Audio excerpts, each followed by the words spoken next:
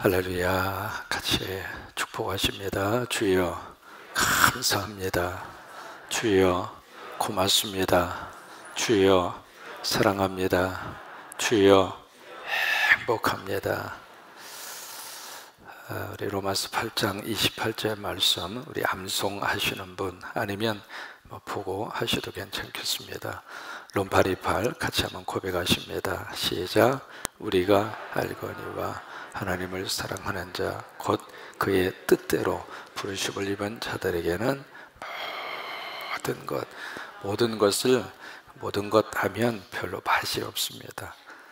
성경을 읽을 때에도 구어체로 읽을 때하고 서술형으로 읽을 때하고 성경의 맛이 틀려요. 그러니까 구어체로 읽는다는 이야기는 모든 것을 그럼 모든 것이 다 그 속에 들어가잖아요. 처음부터 시작. 우리가 알거니와 하나님을 사랑하는 자 곧 그의 뜻대로 부르심을 입은 자들에게는 모든 것이 합력하여 선을 이루느니라. 그러면 여기에서 처음 고백이 누가 알아요? 우리가 알아요. 이것을 영어적인 표현으로 쓰자면 I know, 나 안다 그 말이죠. 이게 나만 아는 것이 아니라 you know, 여러분도 안다 그 말이죠. 그럼 나도 알고 그리고 여러분도 알면 everybody knows, 모든 사람이 안다 그 말입니다.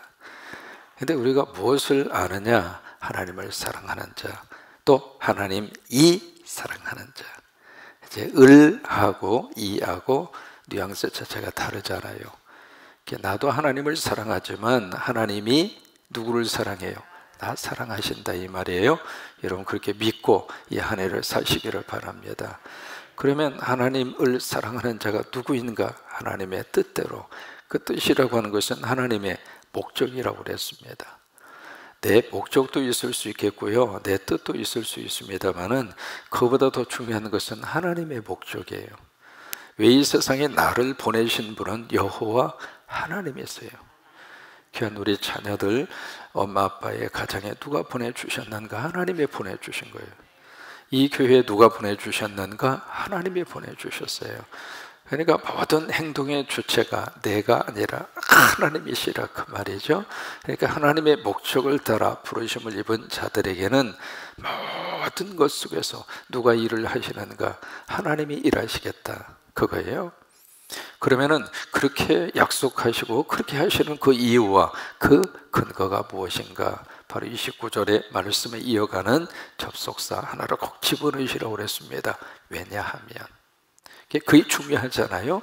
그렇게 하시는 그 이유가 뭘까? 왜냐하면 두 가지 이유가 있습니다. 첫째는 예수를 잘 믿게 하려고, 모든 일들을 다 합력해서 선을 만들어 주시는 그 목적이 뭘까? 예수 잘 믿으라고. 이 세상에서 다른 것도 다 필요하겠습니다만은 예수 믿는 것, 만약 그것이 사라지고 나면 우리가 이 세상에서 건질 게 없습니다. 근데 다른 것은 좀 부족하다 할지라도 예수 잘 믿으면 세상에 가장 귀한 것을 가지고 사는 거예요. 그래서 그 고백을 담아서 우리가 부르는 찬송이 있잖아요. 초막이나 궁궐이나. 우리는 궁궐만 주님이 함께 하신다고 착각하고 살잖아요. 그렇지 않습니다. 없이 사는 사람이라 할지라도 그 속에 찬양이 있고 그 속에 믿음이 있고 그 속에 천국이 있는 사람은 이 땅에서 행복하게 살아요. 가진 것 없이 다 갖춘 것 같은데 그 안에 예수가 없으니까 지옥처럼 살아요. 그래서 초막이나 그 다음에 궁궐이나 내 주 예수 모신 곳이 그 어디나 천국이라 이 말이에요.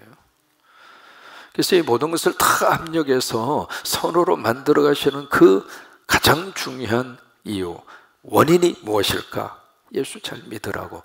예수 잘 믿는다는 이야기는 바로 예수님을 닮아간다 그 말이에요. 그 다음에 두 번째로 이 모든 것이 합력해서 선을 이루시는 가장 중요한 두 번째의 이유가 뭘까? 우리를 영화롭게 하려고. 영화롭게 한다는 이야기는 우리가 구원의 완성의 자리에 이르도록. 그래서 이제 구원에 가는 5가지의 단계를 오늘 로마서 8장에서 말씀을 하시고 있습니다. 가장 먼저 나오는 것이 애지입니다. 미리 아시고, 하나님은 저와 여러분들을 미리 아셨습니다. 미리 사랑하셨습니다.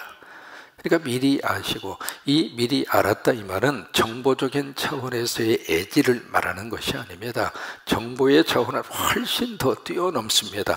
관계적 의미에서 하나님이 우리를 미리 아셨습니다. 그 다음에 미리 아신 자들을 어떻게 해요? 미리 정하시고, 이것이 바로 predestination, 애정이라고 하는 말을 쓰죠. 미리 정하신 자들을 때가 돼서 하나님께서 어떻게 하셔요? 부르셔요. 이 새벽에 하나님이 우리를 부르신 거예요. 이 예배의 자리는 선택 이전에 하나님께서 나를 부르셔야 올 수 있는 자리가 예배의 자리예요. 그러니까 그때가 언제일까? 우리는 그때를 하나님에게 맞추는 거예요. 때가 돼서 우리 자녀들을 부르시고, 때가 돼서 하나님이 우리 교회를 부르셔서 하나님의 십자가를 세우게 하시고, 때가 돼서 하나님의 귀한 역사와 능력의 현장으로 우리를 그쪽으로 부르시는 분은 누구냐면 하나님이시라 이 말이에요. 그래서 부르신 자들을 어떻게 하세요? 의롭다고 칭해 주시고, 그러니까 내가 의로워서 의로운 것이 아니라 예수 믿고 십자가 붙들고 사니까, 십자가 의지하고 십자가 꼭 붙들고 사니까, 그러니까 그것을 보고 하나님이 의롭다고 인정하고 칭해 준다 그 말이에요. 그래서 칭의라고 하는 말을 쓰는 거예요. justification이라고 하는 말을 쓰고, 그 다음에 마지막에 우리에게 주시는 것이 바로 glorification 해서 영화입니다. 이 영화가 구원의 완성입니다. 우리는 예수 믿어서 이미 구원 받았어요. 아멘입니다. 그래요. 내가 예수를 믿는 순간 내 안에 성령이 계시고 이미 하나님의 거룩한 역사와 능력 안에서 우리는 구원을 받았습니다. 그래서 already, 이미 받았습니다. 그런데 not yet, 아직 완성된 건 아닙니다. 아이가 태어났습니다. 그러면 아이가 태어나는 순간 우리 가정에 한 생명이 늘어났습니다. 그럼 그 아이가 태어나는 순간 바로 사람 구실 하죠. 그 다음 날부터 일어나서 어머니 필요한 게 뭐예요? 제가 도와드릴게요. 그리고 그때부터 막 열심히 공부해서 사람답게 그 다음 날부터 인간 노릇을 하죠. 아직 아닙니다. 완성이라고 하는 것은 어느 정도 시간과 과정이 필요한 겁니다. 바로 이 5가지의 과정을 쭉 설명을 통해서, 그래서 마지막 이 glorification, 이 영화의 단계가 딱 이루어지는 순간, 그때 우리가 하나님의 자녀로 예수 그리스도의 사람으로 바꿔줍니다. 그럼 그때가 언제일까? 예수님이 재림하시는 순간입니다. 우리가 부활하는 날입니다. 그때 완성이 되는 거예요. 그래서 이 말씀을 쭉 하신 다음에 오늘 이제 본문의 말씀 속에 들어가서 보시면은 질문이 나오고 그 질문에 대한 감격스러운 답변 형태로 오늘 본문 말씀이 쭉 그렇게 이어지고 있습니다.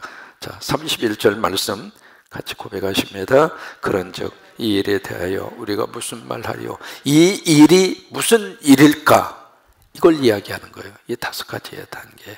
이것을 이제 구원의 단계라 그러거든요. 이 5가지의 이 단계, 여기에 대해서 우리가 무슨 말 하리요? 하나님이 나를 미리 아시고, 하나님이 나를 미리 아신 자들을 미리 정해 주시고, 미리 정해신 그들을 하나님이 때가 돼서 부르시고, 부르신 그들을 예수 믿는다고 의롭다고 칭해 주시고, 의롭다고 칭해 주신 그들에게, 여러분 이 사이에 칭의와 이 영화 사이에 뭐가 하나 들어가면 sanctification에서 성화가 들어갑니다. 이제 로마서 8장에서는 이 단계가 생략이 됐습니다만은, 이 단계를 통해서 마지막 영화의 이 단계까지 역사를 하시는데, 이 모든 일들을 누가 하는가? 하나님이 하시겠다 이 말이에요. 그래서 빌립보서 1장 6절에 보시면은 말씀이 이렇게 고백을 합니다. 빌립보서 1장 6절 같이 고백하십니다. 너희 안에서 착한 일을 시작하시니. 자 보세요. 그 착한 일이 무슨 일일까? 거기서 말씀하고 있는 여기에 착한 일이라고 하는 것은 이것을 이야기하는 거예요. 미리 아시고 미리 사랑하시고 미리 정하시고, 이게 바로 착한 일입니다. 그러니까 내가 예수 그리스도 안에서 하나님의 백성으로 하나님의 자녀로 살아갈 수 있는 그 일이 착한 일이에요. 예수 믿는 일이 착한 일이에요. 예배 드리는 일이 착한 일이에요. 하나님 잘 믿는 것이 착한 일이에요. 그런데 그 착한 일을 누가 시작했는가? 내가 시작한 것이 아니라 그 말이에요. 그 일 자체를 알파 포인트라 그런 말을 쓰거든요. 처음에 러너가, 운동하는 운동선수가 출발선상에서 딱 준비하고 있다가 레디 딱 준비하고 있다 딱 하면 팍 하고 앞으로 튀어나가잖아요. 그런 것처럼 그 출발선상에서 출발하게 하신 분이 누구 있는가? 하나님이시라 그 말이에요. 그래서 너희 안에서, 내 속에서 예수 그리스도를 믿게 하고 성령에 의지하고 살아갈 수 있도록 그 일이 착한 일이에요. 이 한 해를 사는 동안 여러분 속에 그 착한 일이 항상 있어지게 되기를 주의 이름으로 축원합니다. 예배의 자리를 지켜가려고 하는 그 일, 그게 착한 일이고, 어떻게 해서든지 우리 가정을 예수님 모시고 살려고 하는 것이 착한 일이고, 우리 자녀들이 앞으로 미래의 꿈을 꾸면서 내가 예수 잘 믿고 하나님이 나를 높여주시고 하나님이 나를 성공시켜주시고 하나님이 나를 부어주셔도 이 착한 일은 어떤 일이 있어도 내가 거부하지 않겠다. 여러분, 그게 착한 일입니다. 근데 내 안에 그런 착한 일을 누가 시작을 하셨는가? 하나님이 시작하셨다 그 말이에요. 그래서 시작하신 그 하나님이 그리스도 예수의 날까지 이루실 줄을 내가 확신하노라. 여러분, 이 모든 것은 100% 누가 하시는가? 하나님이 하신다 그 말이에요. 그래서 바로 이런 일, 오늘 본문 말씀에 이것을 가르쳐서 이런 일이라 31절에 그렇게 말씀을 하시고 있거든요. 이 일에 대해서 우리가 무슨 말 하리요? 여러분, 어떤 감격스러운 어떤 말을, 감격스러운 어떤 일을 우리가 딱 들으면은 말문이 막힙니다. 할 말을 잃어버리는 거예요. 이 하나님의 구원의 역사에 대한 말씀을 딱 듣는 순간에 할 말이 없는 거예요. 너무 감격스러우니까. 이 새벽기도 총진군 지키는 여러분들에게 앞으로 이 한 해를 사는 동안 하나님께서 10가지 기적적인 일을 하나님이 주실 것입니다. 그러면 말문이 막힌다 이 말이에요. 세상에 진즉에 새벽기도 할 걸, 그런 마음이 들 수밖에 없잖아요. 여러분, 여기 하나님의 거룩한 역사하심 앞에서 내가 무슨 말 하리요? 말문이 막힐 정도로. 오늘 이 31절 말씀부터 마지막 절까지는 뭐냐면 감격에서 나오는 함성입니다. 너무 감격스러워서 내가 무슨 말을 하리요? 하나님이 나를 이렇게 사랑하시고 하나님이 나를 이렇게 구원하시고 하나님이 나를 천국으로, 백성으로, 우리가 천국에 딱 가면 기적적으로, 야, 세상에 이런 천국, 여러분, 그런 날이 분명히 있습니다. 그러니까 그것을 생각하면서 마음속에 내가 무슨 말 하리요? 그러면서 그 다음에 31절을 계속 보십니다. 만일 하나님이 우리를 위하시면 누가 우리를 대적하리요? 여러분, 31절을 우리 대신에 나를 집어넣어서 그렇게 한번 31절을 읽겠습니다. 시작. 그런즉 이 일에 대하여 내가 무슨 말 하리요? 만일 하나님이 나를 위하시면 누가 나를 대적하리요? 여기 누가 우리를 대적하겠는가? 누가 나를 대적하겠는가? 왜? 하나님이 나를 위하시는데. 하나님이 나를 위하신다는 이야기는 하나님이 바로 내 편이라 그 말이에요. 시편 118편 6절과 7절에 보시면은 이렇게 고백을 합니다. 같이 고백하십니다. 여호와는 내 편이시라. 내게 두려움이 없나니 사람이 내게 어찌할꼬. 여호와께서 내 편이 되사 나를 돕는 자 중에 계시니 그러므로 나를 미워하는 자에게 보응하시는 것을 내가 보리로다. 하나님이 내 편이시라 2번 강조해요. 하나님이 내 편이시라. 그 이야기는 The Lord is with me, 그 말입니다. 하나님이 나와 함께 하신다, 그 말이에요. 여러분, 이 세상에 하나님이 함께 하시는 것처럼 가장 위대하고 복된 게 뭐가 있습니까? 여호와는 내 편이시라. 같이 고백하십니다. 하나님은 내 편이십니다. 아멘입니까? 하나님은 내 편이시라. 이 시편 118편을 가장 좋아한 분이 누구냐면 루터입니다. 루터가 캐톨릭과 함께 저항해서 성경으로 돌아가자. 그래서 이제 세 가지 솔라라고 하는 것을 다 초청을 하고, 그리고 나서 이 역사 속에 기독교의 흐름을 바꾼 그 일을 감당한 분이 루터입니다. 그러니까 그 어려움 속에서 이 루터가 이 하나님의 뜻을 이루기 위하면서 저항하고, 그래서 우리 이 기독교를 가리켜서 프로테스탄트라 그럽니다. 그 말의 뜻은 저항하는 자들이라고 하는 뜻입니다. 그러면서 루터가 이 시편 118편 말씀을 가장 사랑한 거예요. 왜? 하나님이 내 편이다. 하나님이 내 편이시다. 여러분, 그 말씀은요, 나도 하나님 편이라 그 말이에요. 하나님만 내 편으로 자꾸 끌어당기려고 하지 말고 나도 하나님 편이라 그 말이에요.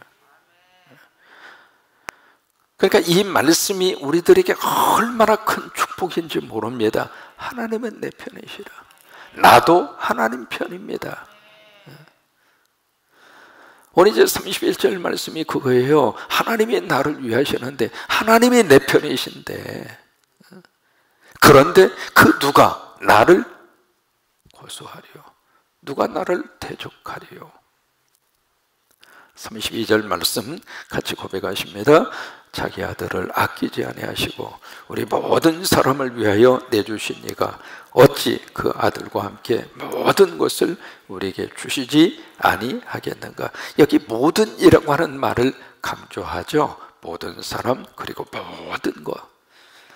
아들까지 주신 분이 그 하나님께서 어찌해서 우리들에게 모든 것을 주시지 않겠느냐 이 말이에요. 하나님은 우리에게 주기를 원하시는 분이 하나님이세요. 다만 우리가 그것을 받을 준비가 되어져 있느냐 이 말이에요. 갓난아이에게 차를 주는 것은 주는 게 아닙니다. 우리가 하나님의 것을 받을 만한 준비가 우리에게 필요합니다. 하나님이 아무리 담아주셔도 그것을 관리할 능력이 있어야 돼요. 하나님이 우리에게 좋은 것을 주신다 할지라도 그것을 가지고 하나님을 잘 믿을 수 있는 영성이 거기까지 올라가 있어야 돼요. 준비가 안 된 사람에게 부어주면 그 받은 것 때문에 가장 중요한 본질을 놓쳐버립니다.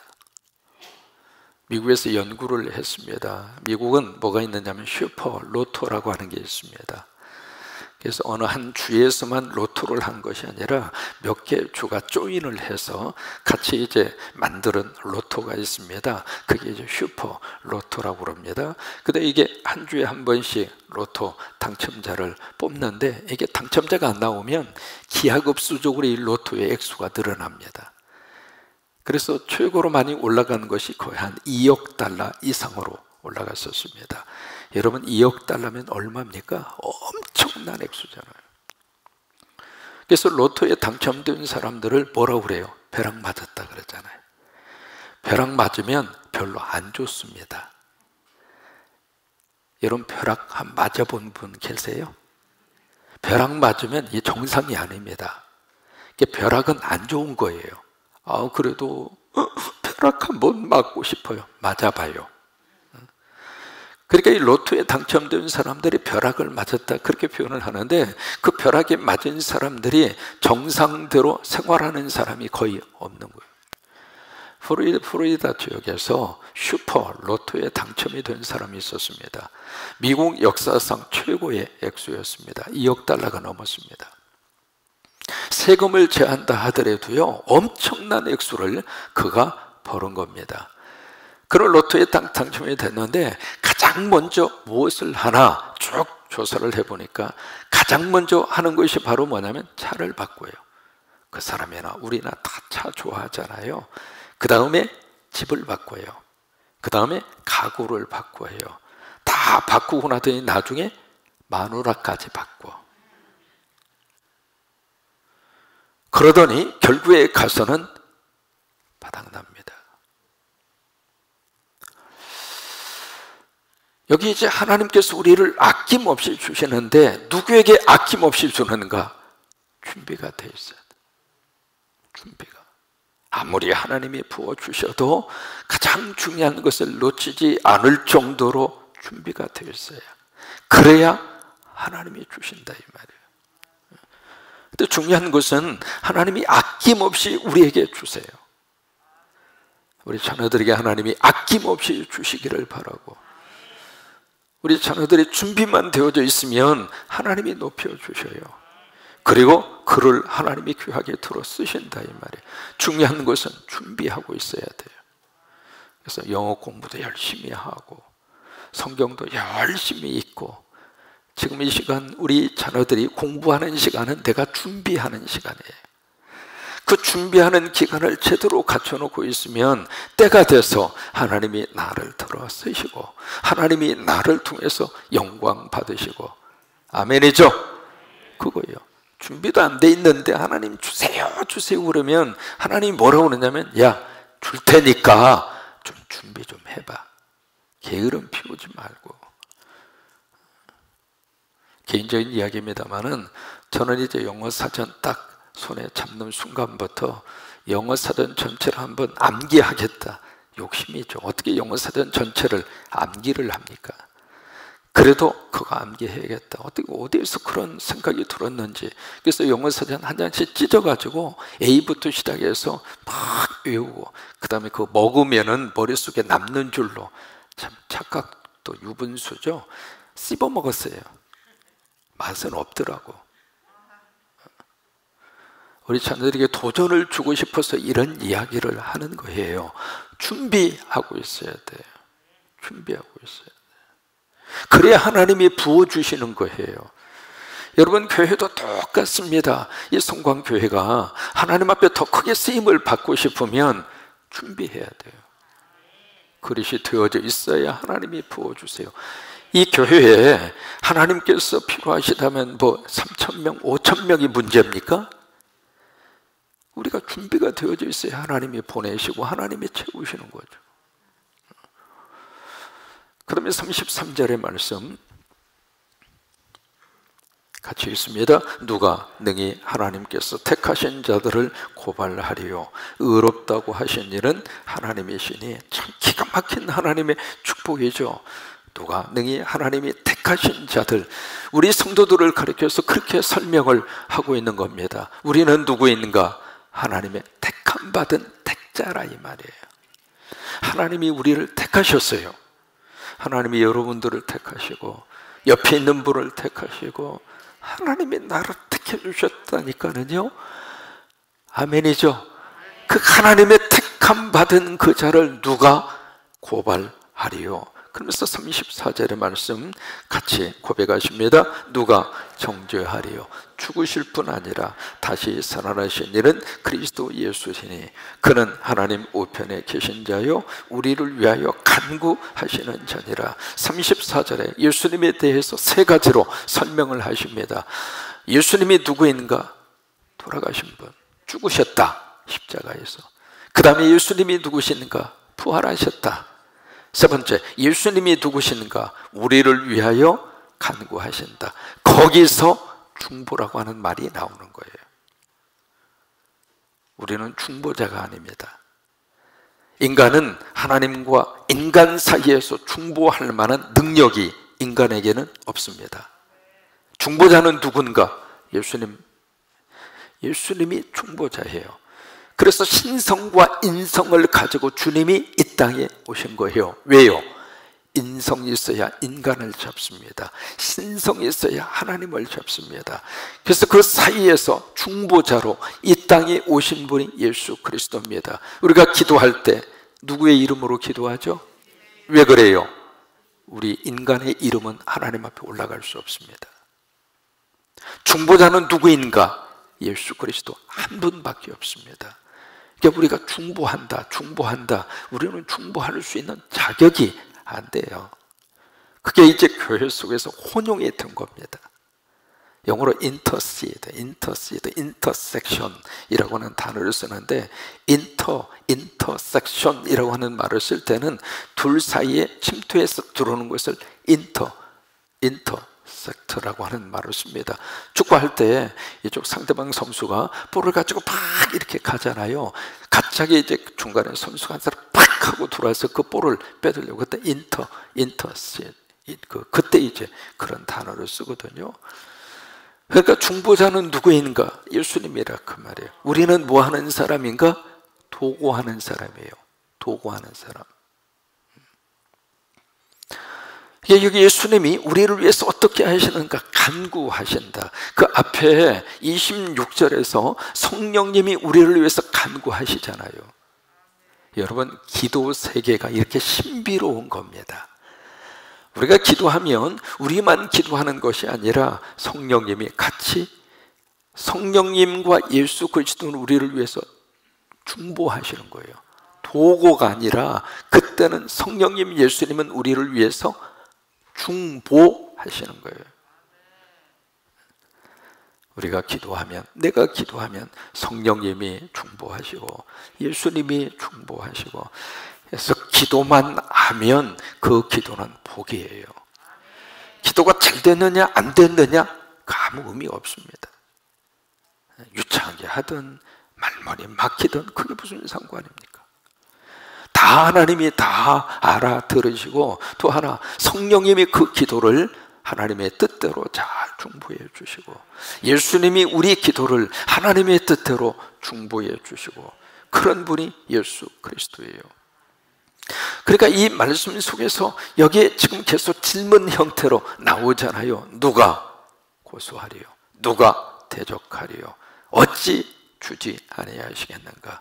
누가 고발하리요? 이 말씀을 쭉 이렇게 보면서 뭘 느끼느냐면, 하나님과 성령의 거룩한 역사는 우리를 어떻게 하는가? 격려하고 위로하고 칭찬합니다. 마귀와 사탄과 성령의 역사의 차이가 바로 그거예요. 우리 안에 성령의 은혜가 충만히 임재하면 상대방의 허점과 상대방의 실수보다도 상대방이 잘하고 있는 것을 격려합니다. 그러니까 마귀와 사탄의 때 속에 들어와서 자꾸 내 안에 악한 영이 역사하면 10가지 잘해도 한 가지 잘못한 거, 그거 가지고 끝까지 물고 넘어집니다. 꼭 기억하시기 바랍니다. 내가 남에게 그렇게 하면 그 사람도 나를 그렇게 할 것입니다. 왜요? 사람은 완벽하게 살 수 없어요. 언젠가 나도 실수하게 되어져 있거든요. 나도 허점을 보일 때가 있어요. 나도 욕먹을 짓을 할 수밖에 없어요. 그러면 내가 평소에 그렇게 살았던 사람은 남도 나를 그렇게 난도질을 시키는 거예요. 그런데 내가 하나님의 은혜가 충만해서, 성령으로 충만해서 그 사람의 부족한 점 알지만, 지적하고 싶지만 복원이 감싸 안아주고, 그래도 다시 한번 위로해주고 격려해주고, 그러면 나도 그 상황과 그 위치에 딱 되었을 때 누군가가 내 허물을 덮어주고 나를 격려하고 나를 감싸 안아주고, 그런 일들이 일어나는 거예요. 참 재미있는 것을 우리가 발견할 수 있는데, 지금까지 노벨 수상자들을 보면, 지금까지 노벨상이 딱 제정이 되고 나서 지금까지 노벨상을 이렇게 받는 사람들의 분석을 해보니까, 공산주의 체장 사상과 공산주의 체제에서 노벨상을 받은 사람이 1956년도에 소련에 있는, 거기에 노벨 화학상을 받은 사람 니콜라이 묘세비프인가 그래요. 그 사람이 첫 번째입니다. 첫 번째고, 최근에 중국의 반체제 인사인 유샤오부라고 하는 사람, 그 사람이 이르기까지 공산주의 체제에서 노벨상을 받은 사람이 딱 20명입니다. 그런데 민주주의 진영에서 노벨상을 받은 사람이 816명입니다. 이것이 뭘 말해주는가?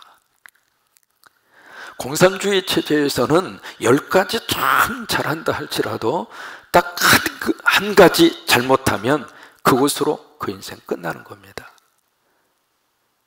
그러니까 이게 노벨상 받을 만한 분위기가 안 되는 거예요. 그런데 자유주의 진영에서는 실수하고 실패해도 다시 하면 되지 뭐. 그리고 다시 하라고 옆에서 자꾸 격려해요. 그러니까 이 자유주의 진영에서는 창의적인 아이디어도 나오고, 그러다 보니까 노벨상 수상자도 나오고 그래요. 우리 가정 안에서 우리 가정의 분위기를 어떻게 만들어 가야 할까? 이 한 해를 우리가 살면서 부부지간에도 그러고 가정 안에서도 분위기도 마찬가지입니다. 과연 우리가 오늘 이 말씀처럼 하나님이 우리를 위해 주시고 하나님이 나에게 아낌없이 부어주시고, 그래서 누구도 우리를 고발하거나 고소하거나 대적하지 못하도록 하나님이 우리를 딱 바리케이트를 쳐서 보호해 주시는 것처럼, 그런 하나님의 역사와 하나님의 은혜를 입고 우리도 가정에서 좀 실수한 것이 있다 할지라도, 사람 살다 보면 그럴 수 있는 거죠 뭐. 찌개 끓였는데 뭐 이렇게 먹어보니까 너무 짜. 뭐 하다 보면 그럴 수 있는 거지 뭐. 짜면 뭘 쳐먹어요? 물 쳐먹으면 되지. 근데 이번에 떡찌개를 끓였는데 너무나 싱거. 그러면 뭘 쳐먹어요? 소금 쳐먹으면 되죠. 이래저래? 네. 이해하고 나면 안 풀리는 게 없어요. 그러나 이해 플러스 삼해하고 나면 풀어지는 게 하나도 없어요. 어떻게 사실 겁니까? 예수 믿고 내가 이해하고 살 것인가? 예수 믿고 내가 성령님이 나를 덮어주시는 것처럼 내 부족한 점을 들추지 않고 내 부족한 점을 그저 그래도 괜찮아, 그냥 또 하면 되지, 그럴 수 있는 거지, 괜찮아, 다시 일어나. 성령님이 우리에게 들려주시는 음성입니다. 그 성령의 음성을 따라서 우리가 믿음 생활하고, 나도 그 성령의 음성을 따라서 가정 안에서 자녀가 좀 부족하더라도, 아내가 좀 그렇더라도, 남편이 좀 그렇더라도 같이 그렇게 감싸 안아주고 격려하고 위로하고, 부부 상담학에서 반드시 거치는 코스 하나가 있습니다. 뭘 요구하느냐면 종이를 딱 주면서 당신 남편에 대해서 칭찬할 만한 것 10가지를 쓰라고. 첫 번째 반응이 뭔 줄 알아요? 이 인간 속에 무슨 칭찬할 건덕지가 있는지 모르겠다고. 매사가 다 불만이야. 매사가 다 마음에 안 드는 거예요. 아니, 나도 내 마음에 안 들어서 그러고 있는데 누가 여러분 마음에 들어요? 차인태를 갖다가 옆에 놔도 마음에 들겠습니까? 같은 차시여서 이야기했어요. 내 마음에 쏙 드는 사람이 세상에 누구 있습니까? 그러니까 이 부부의 관계 속에서 한번 상대에 대해서 칭찬할 수 있는 것을 한번 적어보세요 하면은 적지를 않는 거예요. 왜? 적을 게 없는 거예요. 그런데 어떻게 훈련을 시키려냐면, 지금부터 며칠 동안 부부의 관계 속에서 지적하고 싶은 거, 말하고 싶은 거 절대 말하지 말고 침묵하고, 그리고 나서 상대의 장점만 기억하라고. 사람이 말이죠, 상대의 잘못을 지적하지 않고 꼭 참고 있잖아요. 그러면 서서히 상대의 장점이 보이는 거예요. 나중에는 내가 몰랐던 것들이 이렇게 많을 수가 있느냐고. 하나님이 우리를 그렇게 대해 주시는 거예요. 그래서 우리가 그 은혜를 받고 우리도 같이 위로하고 격려하고 그리고 덮어주고, 그래서 멋진 이 예수 믿음의 역사를 일구어가는 여러분 되시기를 주의 이름으로 축원합니다. 오늘 말씀 우리 31절에서 34절까지 봤잖아요. 처음부터 한번 쭉 같이 한번 큰 목소리로 같이 읽겠습니다. 그런즉 이 일에 대하여 우리가 무슨 말 하리요? 만일 하나님이 우리를 위하시면 누가 우리를 대적하리요? 자기 아들을 아끼지 아니하시고 우리 모든 사람을 위하여 내주신 이가 어찌 그 아들과 함께 모든 것을 우리에게 주시지 아니하겠느냐? 누가 능히 하나님께서 택하신 자들을 고발하리요? 의롭다 하신 이는 하나님이시니 누가 정죄하리요? 죽으실 뿐 아니라 다시 살아나신 이는 그리스도 예수시니 그는 하나님 우편에 계신 자요 우리를 위하여 간구하시는 자신이라. 바로 이 고백. 그래서 여러분, 이 로마서 8장은요 한번 강해 듣고 끝날 수 있는 그런 말씀들이 아니라 이 로마서 8장은 1절부터 쭉 하루에 한 번씩 고백하시면 너무 은혜가 됩니다. 그러니까 1절부터 시작해서 마지막 절까지 로마서 8장의 말씀은 그냥 읽으면 읽을수록 우리에게 막 은혜가 쏟아지고, 읽을 때마다 성령님이 말씀을 통해서 우리에게 역사하시고, 그래서 로마서 8장에 있는 말씀은 꼭 우리가 이 한 해를 사는 동안 꼭 기회가 있을 때마다 꺼내서 다시 읽으시고, 그리고 조금 가능하시면 다른 번역 성경을 놓으시고 번역 성경으로도 읽어보시고, 한글말도 한글로 번역되어져 있는 성경도 굉장히 많아요. 새번역도 있고 우리말 성경도 있고 표준 새번역도 있고 공동 번역도 있고 개혁 성경도 있고 우리가 가지고 있는 개혁 개정도 있고, 이제 한글 번역서도 굉장히 번역서들이 많아요. 많으니까 그것을 딱 옆에 놓으시고 한번 다른 번역으로 로마서 8장을 읽으시면 또 새로운 은혜가 돼요. 그래서 로마서 8장에 있는 말씀은 우리가 꼭 매일마다 이 말씀 의지하고 힘내고, 이 말씀 의지하고 은혜 받고, 이 말씀 의지하고 다시 하나님의 음성을 듣고, 그렇게 축복의 삶을 사시기를 바랍니다.